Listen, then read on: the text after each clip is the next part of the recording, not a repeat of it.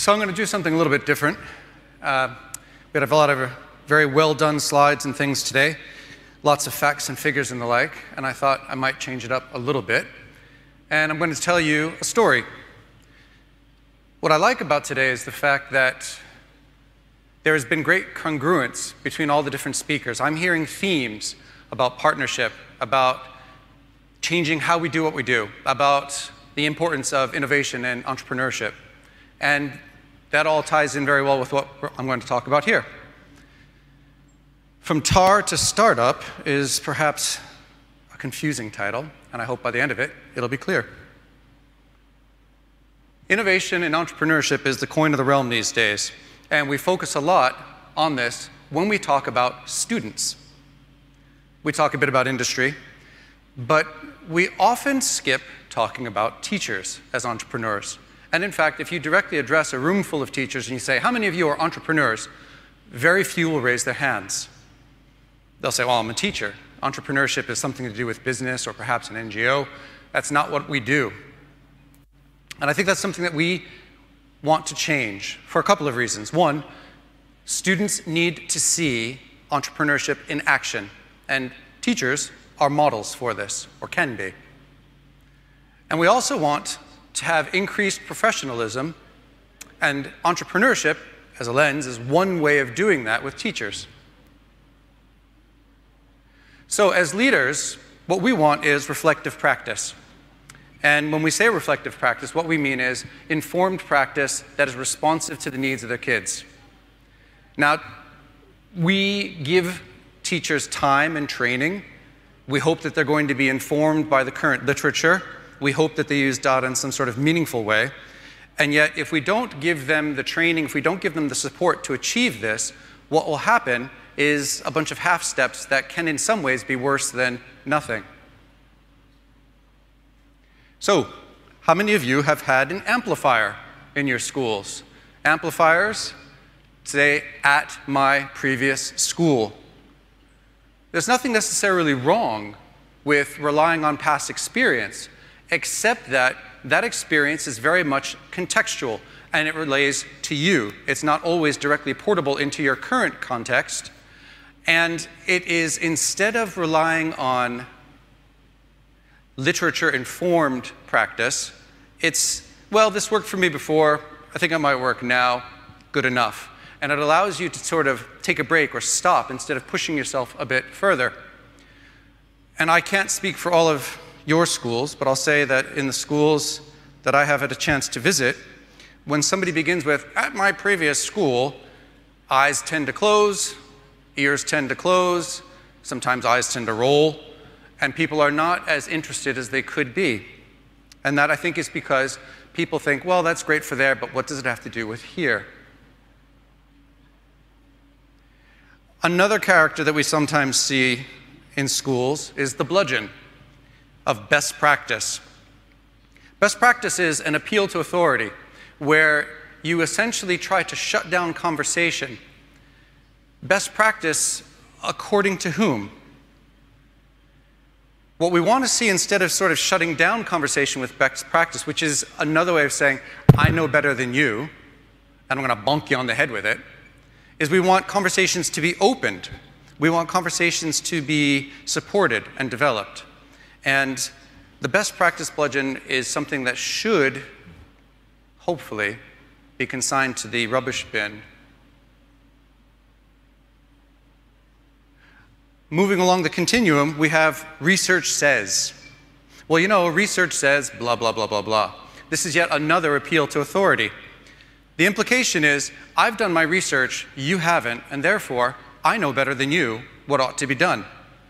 The problem is, whose research? What research? And we know that research, if not thoroughly undertaken yourself, is subject to misunderstanding, misinterpretation. You may have heard of names John Hattie, Benjamin Bloom, Howard Gardner. They have sort of pet theories or ideas that they've brought out into the world, effect size, Bloom's taxonomy, multiple intelligences. And rather than go deeply into understanding what the work actually was, People will come to conferences, sometimes like this, sometimes others. They'll hear it from friends, they'll read a blog where there's a 1 or 2 line summary of the whole thing, and completely get the wrong end of the stick. But then they will bring that forward and they'll say, well, Hattie says this, that, or the other. Actually, he didn't. And this is a problem. Now, it's a step in the right direction. People are trying to go beyond just sort of gut instinct. They're trying to touch base with what's happening in the world of literature and research in education, but it's not quite far enough. We need to take it a step beyond this. So, we have things that we call teacher as researcher. Action research is another way that it's said. And teacher as researcher has a really unfortunate acronym, TAR. And I think it is unfortunately apt because if you don't implement teacher as researcher effectively, it is very much like TAR. It'll mire down your teachers in practice of unnecessary protocols. It will engage them in discussions that may not be particularly meaningful. It will be seen as a drag on what they quote unquote really need to do. And this is a problem in and of itself. So we want our teachers to research. We want them to use data to inform their practice. But we need to make sure that it doesn't get them stuck, that it in fact liberates them. So there are some risks that are involved with teachers as researchers. One big risk, as you can see from this stack, is that teachers are exceptionally busy. We all are in schools, but teachers in particular are where the rubber meets the road, and their primary responsibility are the students directly in front of them. And so if you cannot put this work within the context of their classroom practice and do so meaningfully in a way that aligns smoothly with their workflow, it becomes something extra. And I think that leaders of schools can be guilty of just saying, well, the teachers can just do this, or it's only this little bit extra, or I'm sure that this can be handled in this, that, or the other way, as if it's some light thing. But teachers take their job exceptionally seriously. They take their responsibility to their children very seriously, and so they see these things as a distraction. As a result, you can get very perfunctory kind of performance from them. All right, the administrator's on me. I need to do something, so I'll just do this project and hope they get off my back. And the problem with that is, it's not meaningful, it's not real to them, and therefore no value will accrue.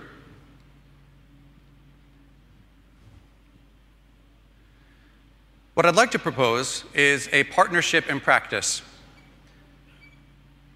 Teachers have excellent insights into what is needed in the classroom. They have fantastic ideas about what might be. The problem is that teachers don't necessarily have the technical expertise to bring those ideas to fruition. You yourself may have, in some factor of your life, seen a problem in daily life in some realm, and you think, oh, if only, and you come up with this idea. And you think, maybe you go home to your spouse that night and you say, I got this really great idea. I'm going to tell you all about it. And you do this thing, and your spouse says, that's really cool. What are you going to do about it? I don't know. Because I don't have the skills, or I don't think I have the skills to get it done. And so what I'd like to suggest is, as leaders of schools, we need to support financially and with time the resources for teachers to develop ideas into actual product. And for the IT professionals among us, we need to support our teachers. Our answer when a teacher comes to us with a perceived problem or an idea must never be, no, or what are you talking about, or what do you mean, or that's not going to work. The response always must be, tell me more. It doesn't really matter if in further discussions you realize that it needs to be developed more, or that the school's not quite ready to support it in that form. But if you don't make your first response to your teachers, tell me more, you're going to find that the teachers no longer come to you with ideas. And you've shut down a fantastic possibility to tap into the expertise that relies or that lives in your faculty. So here's what it involves. We all have many different kinds of IT departments in our schools. In some schools, the IT department basically supports the infrastructure. They make sure the servers are running, they make sure the Wi-Fi is up and running, and if your school is aware of them at all, they're only aware of them when things go wrong. The net's down, the printers go offline, people run down, flocking down to the little cave where they're sometimes stashed, and they say, help us, help us. And they come out and they grudgingly sort of do their job because they realize that they're only ever going to hear complaints. In other schools, the IT also includes sort of a tech facilitator role. And in addition to maintaining things, you'll have a team of people who get into the classrooms, and what they do with teachers often is they say, here's an off-the-shelf product that I've used before. It seems to have worked. I'm going to suggest that you use this because I'm familiar with it, and then I'll take you through the process of learning how to use it. This is not bad necessarily, but it is relegating teachers to a role of consumer rather than creator.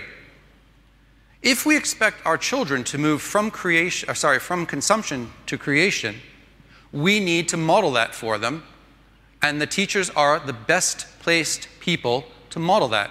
Therefore, teachers need to move from consuming product to helping create product.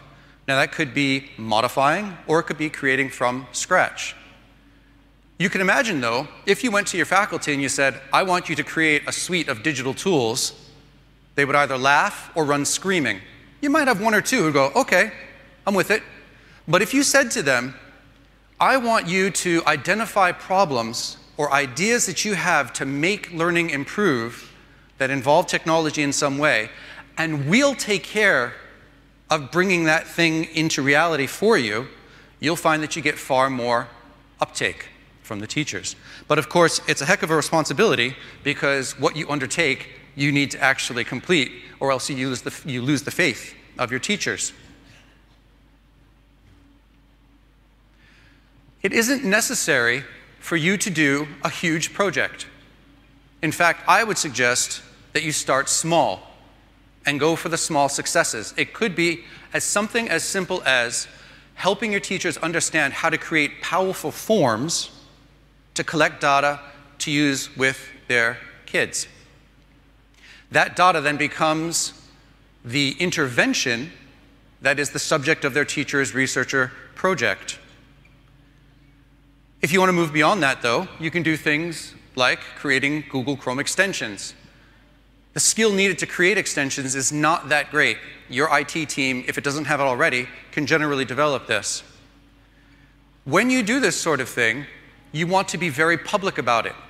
You want to have the process published on the walls in your digital spaces so that your parents in the community and your children, students, see that the teachers are creating something new with experts, that they are in fact pushing themselves, learning new skills, and creating something completely new. This becomes a very powerful branding possibility for your school, because the community, and let's face it, in our sort of international school systems, we often have leaders in the community, business leaders in particular, and when they see the teachers at your school creating new product to help solve a problem with their children, they are impressed. And you become known as that school that really creates new things. I cannot understress, or overstress, I suppose it is, the importance of celebration, of making sure that these things, when they're created, are publicized. By now, I assume most of you have social media accounts, Twitter, Facebook, etc., for your school, official school websites and the like. These should be rolled out on a regular basis. Not just at the end when it's successful, that's important, but the actual process, prototypes, for the community to see the process, because this is an iterative process. When you make your first win, that's a great first step, but you do not rely on your laurels. You then go back to the drawing board, you take the product that you've made, you try it out in the real world, and then you come back to your team with feedback and you make a version 2, version 3, version 4. It is an unending cycle until the tool really cannot be improved anymore, or a different tool is found to do the job better. This process of iteration is exceptionally powerful, and it's important for your kids to see. Again, We're asking our kids to do all of these things, but if they're not seeing the adults in their lives do it themselves, it rings a bit hollow. So this is our opportunity to say, we walk the walk. In terms of professional development for your teachers, it's a wonderful thing to bring in experts. It's a great thing to send them to things like this. What they learn from doing this sort of process, however, grounded in their life and in their context, it's a win that's theirs. They own it. And as a result, the learning stays with them far longer than if you have a 2-day expert come in and upskill them in some particular area. I want to make sure that I walk the walk, and so I'd like to share just a few last slides with you. First, these are the artists. I had an idea that instead of using iStock photo, or instead of using typical pictures and bars and graphs and things, of which I have plenty, I wanted to do something that told a story in sort of a comic style. Unfortunately, I do not draw comics very well. I would have stick figures. And so I reached out to my colleagues, in this case, Lisa and Vincent. Vincent's a recent graduate of our school. Lisa's a colleague. And I said, hey, listen, can you work with me on this? I don't have the skills. I've got the ideas. I can tell you what I want, but can you help me make this happen? And they jumped at it. For Vincent in particular, it was pretty cool because he hadn't had his work published. And I said, well, it's going to be seen on stage now. And that made him really excited. And lastly, lest you think I'm just sort of speaking from gut instinct and the like, here's the research that I did in preparation for this. Always happy to share this with you. If you reach out to me and you want to talk more about this, I have far more resources than this, but these are the ones that fit nicely on the slide. So, on that note, I see I have about a minute and 30 seconds left. If there are any questions, I'm more than happy to answer them. And if not, I really thank you for your attention. So are there any questions? If there are, to be honest with you, I cannot see a blessed thing beyond these lights. It's all right, Paul, we've got you back. Anyone have any questions for Paul? They're either blinded by my brilliance or the reflection off my head. I'm not sure which. Well, maybe you can help us solve that mystery tomorrow morning when you chair our keynote. That's right. Yeah, quick one. So you were talking about, and I really like the idea of it ringing hollow if the kids are doing this stuff, but your educators aren't. Do you see any collaboration between the two groups where the students and the teachers or the IT staff are kind of co-creating together? Is that something that you guys are doing? No, absolutely. And the thing is that very often, it's almost cliche at this point that the kids know more than teachers about technology. And sometimes that's true, but it can also be rather unsophisticated. And there's that sophistication of thought that teachers can bring to the process and design thinking so that it becomes a very powerful synergistic partnership. Absolutely. Any other questions for Paul? Okay, you're off the hook. Thank you all very much, everyone.